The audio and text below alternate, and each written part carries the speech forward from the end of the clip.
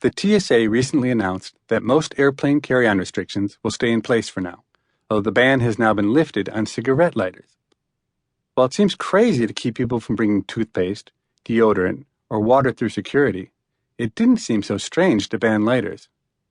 I wonder whether the lighter manufacturers were lobbying for or against this rule change. On the one hand, having 22,000 lighters confiscated per day would seem good for business. On the other hand, maybe fewer people will buy lighters if they can't travel with them. Hearing about these rules got me thinking about what I would do to maximize terror if I were a terrorist with limited resources. I start by thinking about what really inspires fear. One thing that scares people is the thought that they could be a victim of an attack. With that in mind, I want to do something that everybody thinks might be directed at them, even if the individual probability of harm is very low. Humans tend to overestimate small probabilities, so the fear generated by an act of terrorism is greatly disproportionate to the actual risk. Also, I'd want to create the feeling that an army of terrorists exists, which I'd accomplish by pulling off multiple attacks at once and then following them up with more shortly thereafter.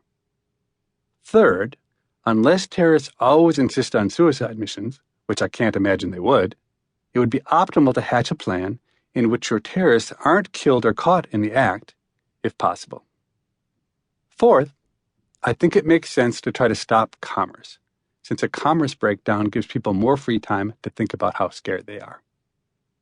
Fifth, if you really want to impose pain on the United States, the act has to be something that prompts the government to pass a bundle of very costly laws that stay in place long after they have served their purpose, assuming they had a purpose in the first place. My general view of the world is that simpler is better. My guess is that this thinking applies to terrorism as well. In that spirit, the best terrorist plan I have ever heard is one that my father thought up after the DC snipers created havoc in 2002. The basic idea is to arm 20 terrorists with rifles and cars, and arrange to have them begin shooting randomly, at preset times, all across the country. Big cities, little cities, suburbs, etc. Have them move around a lot. No one will know when and where the next attack will be. The chaos would be unbelievable, especially considering how few resources it would require of the terrorists. It would also be extremely hard to catch these guys. The damage wouldn't be as extreme as detonating a nuclear bomb in New York City, of course, but it sure would be a lot easier to obtain a handful of guns than a nuclear weapon. I'm sure many readers have far better ideas.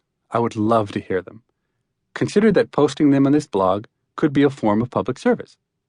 I presume that a lot more folks who oppose and fight terror read this blog than actual terrorists. So by getting these ideas out in the open, it gives terror fighters a chance to consider and plan for these scenarios before they occur. Terrorism, Part 2. On the very first day that our blog was hosted by the New York Times, I wrote a post that generated the most hate mail I've gotten since the abortion crime story first broke almost a decade ago. The people emailing me can't decide whether I'm a moron, a traitor, or both. So let me try again. A lot of the angry responses make me wonder what everyday Americans think terrorists do all day. My guess is that they brainstorm ideas for terrorist plots. And you have to believe that terrorists are total idiots if it never occurred to them after the Washington, D.C. sniper shootings that maybe a sniper plot wasn't a bad idea. The point is this: there's a virtually infinite array of incredibly simple strategies available to terrorists. The fact that it has been 6 years since the last major terrorist attack in the United States suggests either that the terrorists are incompetent or that perhaps their goal isn't really to generate terror. A separate factor is the prevention efforts by law enforcement and the government. I'll address that later. Many of the angry emails I received demanded that I write a post explaining how we stop terrorists. But the obvious answer is a disappointing one. If terrorists want to engage in low-grade, low-tech terror, we are powerless to stop it. That is the situation in Iraq right now, and to a lesser degree, in Israel.